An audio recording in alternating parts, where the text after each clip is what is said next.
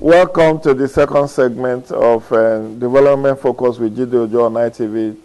Today, the 12th day of May 2021. I want to use this opportunity to greet our Muslim brothers, Baraka de Salah, Happy Eid al-Fitr. Whether it's today or tomorrow, we are already in celebration mood. And we do hope to get your invite to come and have lunch or dinner with you tomorrow. Yeah, we'll be talking in this second segment about electoral reforms and the preparation for 2023. And I've brought a civil society juggernaut and a lawyer to come and help us make a sense of what is actually happening with electoral reforms in Nigeria. And that person is no other than a very beautiful lady, Cynthia Mbamalu, who happens to be the Director of Programs of Yaga Africa. You're welcome, Cynthia. Thank you. Good morning. It's a pleasure to have you on this show. I'm happy to be here. So tell us a bit about yourself. Maybe I don't know enough. I may know enough, but people want to meet you, so to speak. Okay, thank you. You know, you're my boss in the sector because when we started, we were still students, and then you used to give us advice and guidance on what to do. But like, I'm Cynthia Mbamalu, and basically I work and serve as the Director of Programs for Yaga Africa. And what we do is to support sustainable democracy and development. And our main areas of work, we have the elections work, which is why we're here this morning to talk about electoral reforms. And for the elections, we provide support to committees in the National Assembly, both the INEC, the committee in the House and the Senate, on INEC and electoral matters for reform and review of the electoral laws. We also do a lot around election observation through watching the vote. And then we work to promote inclusion. So we have a governance and development program. So most times here, Not Too Young to Run is a Yaga Africa initiative. So my work honestly has been specifically around promoting electoral integrity in Nigeria and beyond, and working specifically for reviews of our laws for more progressive legislations, gender-sensitive legislations, and promoting citizens' participation in government, especially youth inclusion in the political process, and women political inclusion. So in summary, this is who I am, the work I do, and with Yaga Africa, and the work I do generally. It's always a delight to see your meteoric rise to stardom and to the impact Yaga is making. I don't want to go into how we met and what we do and all of that, but suffice to say that, you know, when you are having, you know, those people, you know, who, so to speak, quote and unquote, mentor, you know, rising and making giant strides, you are delighted. And it's a delight to feature you on this show, which is actually talking development in different spheres of human endeavor. So, Yaga Africa will be 14 this year. Yeah, we turned 14 in February. Yes, you turned 14 in February. How time flies. So, in all of that period, you've become your unique selling point, USP, is, you know, engagement of Nigerian youth in governance, in elections, and even in observation. You are primarily, so people like us are already on our way out of the focus of Yaga. But run us through what you have been able to do thus far and what you intend to do towards 2023. Well, you're right when you said we had focus on youth, because we have a bias for youth political inclusion, and because we believe that democracy is not democracy if it's not inclusive. You need to have an inclusive process, and the larger population or chunk of the population should have a seat at the table to contribute to developmental issues, to contribute to policy development and what have you. And then elections is also, we're passionate about elections because that is the process through which leaders are elected and they represent us. And the challenges we have in Nigeria is basically a leadership challenge, because if you have faulty leadership, if you don't have good leadership, it affects every sector, every sphere of the society. And the process through which leaders emerge is the elections. And when you talk about what's the plan towards the next elections, what we've done so far. So for instance, what the Not Young to Run movement, pre-2019 elections, what it did was to reawaken that consciousness amongst young people on the need to take agency of their future, of their destiny, and engage the political process, because every decision is influenced by politics. And with the passage of that bill that reduced the age to run for office, we had a lot of young people who contested. About So 300 plus one election, I guess. So if we use 35 and below, there's about 103, because there's no 35 is the African Youth Charter definition of the youth. So, but if you increase it to 40, for instance, it actually extends to about 260 something. Okay. But if you increase to 45, it then increases. So, well, our bias is usually 35, because it shows we wanting to see the youngest of the young who were contesting in the elections. And we had about 103 of them win the elections. And under 30, we had 22 who won the elections. Those were between 25 to 30 who won the elections in 2019. Although after the elections, 2 of them had issues, so now we just have 20 in office. And out of that 20, we have those who occupy principal roles in the state assembly. So these 20 are basically in the state assemblies. And then we had 4 speakers who were 35 at the time they became speakers of the assemblies. Actually, now I heard this the fifth person in Gombe. So we had Plateau, Oyo, Kwara, and Zamfara. The youngest speakers that we've had in Nigeria since democracy, transitional democracy in 1999. So we saw the importance of opening up the space for younger people to contest elections, but beyond that, to have younger people vote in elections. And the plan towards the next elections for us is, one, focusing on demanding for electoral reforms now, because we need a new legal framework for the elections. One of the things we've seen in previous elections is that citizens don't trust the process. They don't have sufficient confidence in INEC. They don't trust the political parties and the leaders. Now, when citizens lack trust in the system, it becomes difficult for them to see any justification for why they should participate. So basically, if we have a reviewed electoral law, a new law, it becomes an incentive for people to participate. We tell them that, see, participate, your votes will count. The process will be better because we have a new law that can guarantee the sanctity of the vote.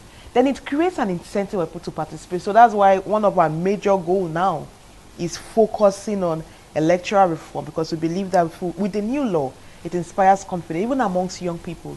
So one of the things from the NSAS, you saw a lot of young people say, I want to vote after the whole NSAS. If you go on Twitter, on Facebook, social media platforms, where can I get my PVC? I want to register. But people are not like, I hope if I vote, my votes will count.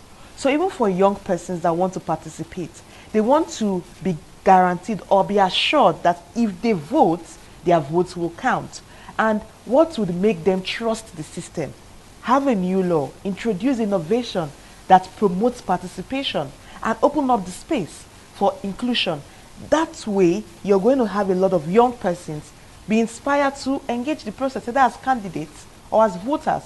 You're also going to have more citizens, because beyond just young people now, Nigerians also want to know, want to be certain that if we participate this time around, next election, 2023, which is barely 21 months away, if we participate, our votes will count. So our main work now is around electoral reforms, and then there's a lot more which ready to run. We want to have more young persons contest, not just young men, but young women. Actually, there's a special bias for women this time around, because if you follow the last elections, we had very few women win. Currently at the state assemblies, only 44 out of the 991 state assembly seats are occupied by women. 44 out of 991, that's really poor.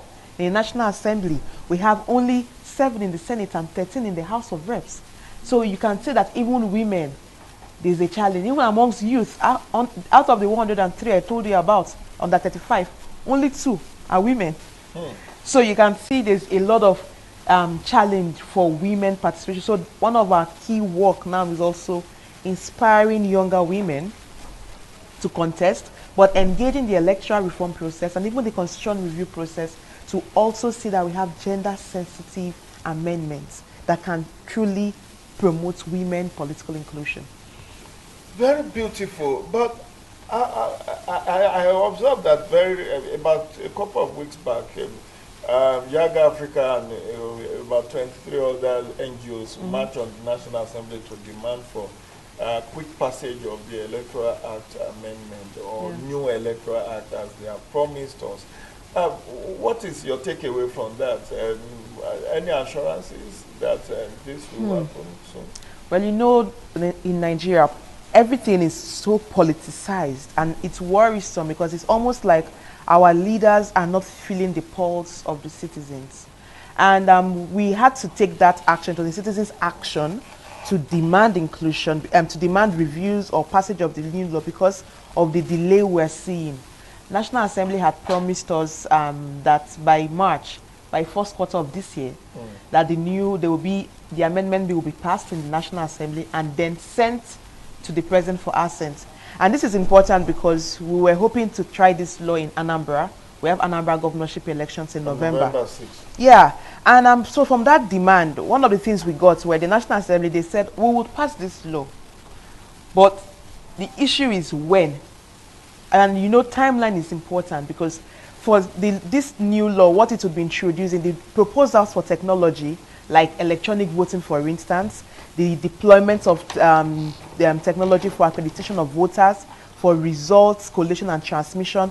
These are important provisions. You also have the ones around timelines, the ones around the process itself, party primaries. So for us, if this law is not passed early, we wouldn't try them in Anambra to see if it works for us. And it will also, we would also have the opportunity to try it in Ekiti and Osun next year. And the demand from that citizens' action for National Assembly was pass this bill by the end of May so that the president can give his assent by June. And why we wanted it to be passed in June is because if you follow 2018 electoral amendment saga, when the president declined assent, one of his justifications for declining assent was, according to him, the timing was short because if he had given assent, there would be just few months to the elections. And the ECOWAS protocol on democracy and good governance has prohibited member states from amending their laws 6 months to the elections. Now, if we have it in June, at least to have sufficient time to try to have the law tried in Anambra, but if it passed later than June, it would affect a lot of things towards next year. And you know how politics is in Nigeria. National Assembly would go on Salah holidays, they resume, they start to debate, they go on their long recess in July. If whatever is not achieved by June, once they resume in July, the question is getting the attention because then you begin debates on budget. And then you start talking about appropriation bill, and that takes a longer period of time. And you know, once we get into 2022, it's all politics for the next general elections. So we, as citizens, we need this guarantee that this law will be passed by June. When I say passed in June, that the president will give his assent by June. At least give Nigerians a Democracy Day celebration law. That was that at least for this year, this is what the president had signed into law. And that's also that the new bill actually captures citizens' priority interest.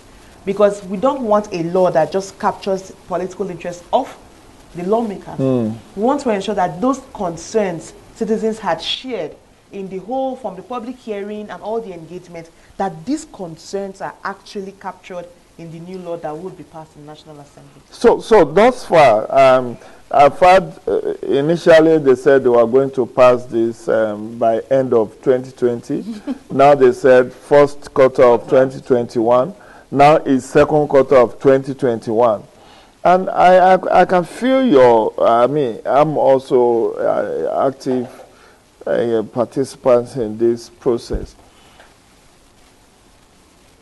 Nigerians may not understand why the pressure is on National Assembly, because aside from what you said, there is also the angle of funding.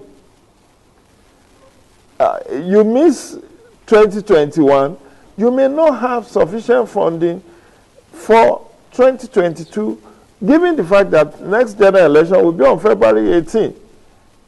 And all the crossing of dots and crossing of T's and dotting of I's. And if you go by last budget of 2019, 242 billion Yes. allegedly spent on it. So with this issue of COVID-19 and lack of funds, would that not be a good alibi to say, look, we need to postpone this election, we don't have enough funds? They are already talking of postponing the census.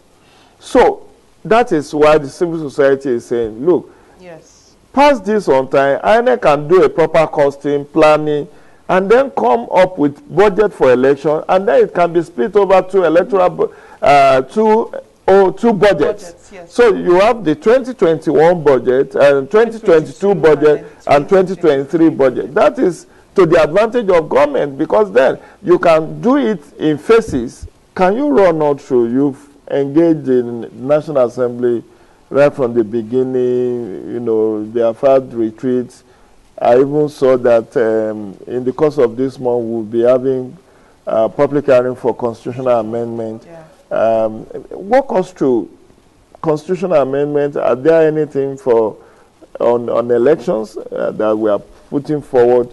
Then Electoral Act. We learned they said they are giving us a new electoral act, not an amendment to 2010. So it's going to be a 2021 electoral act.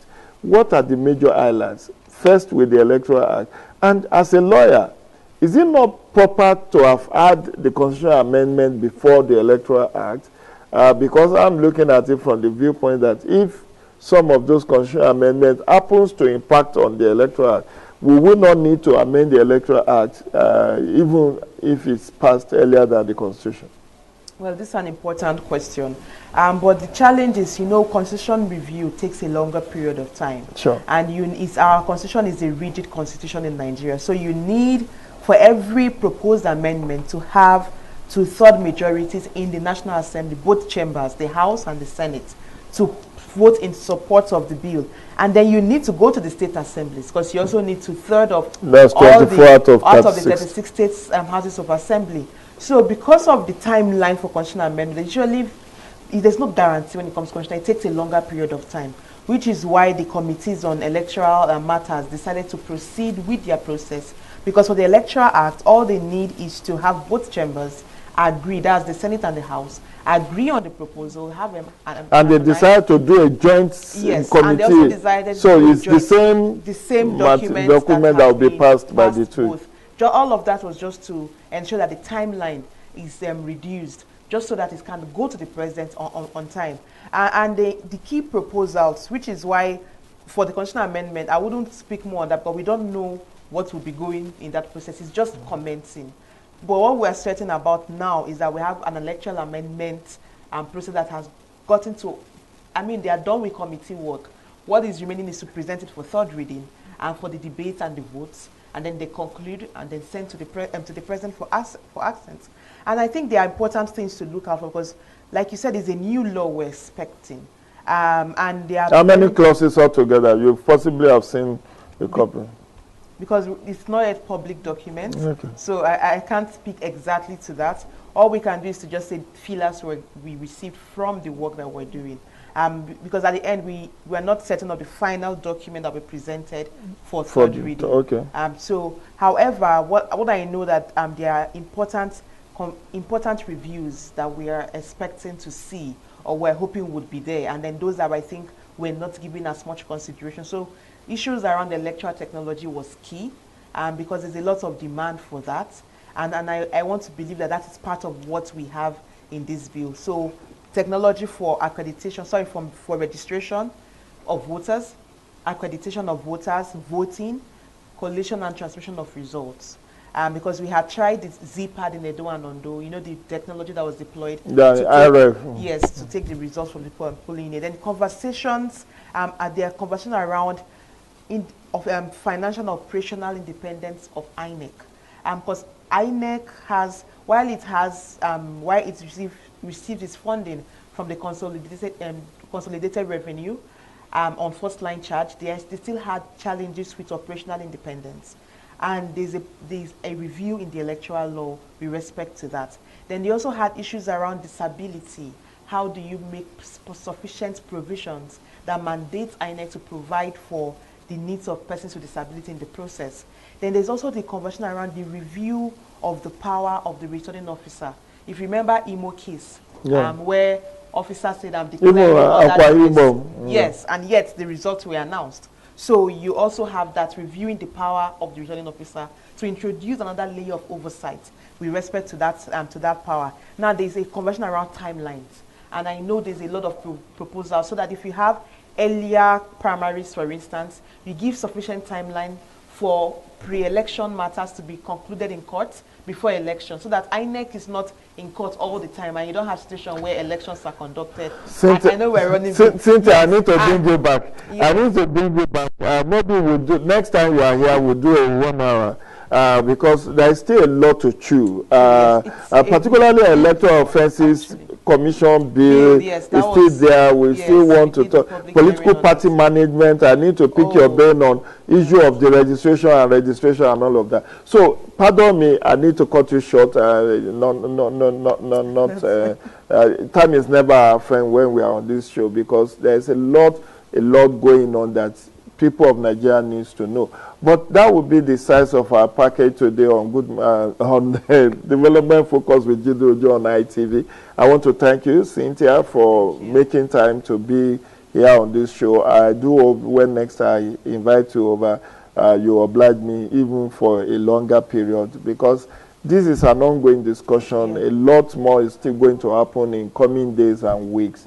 So please, this program is off for sponsorship and advert placement. Do business with us and you will never regret it. Have a great day, and back at the seller to our Muslim brothers and sisters.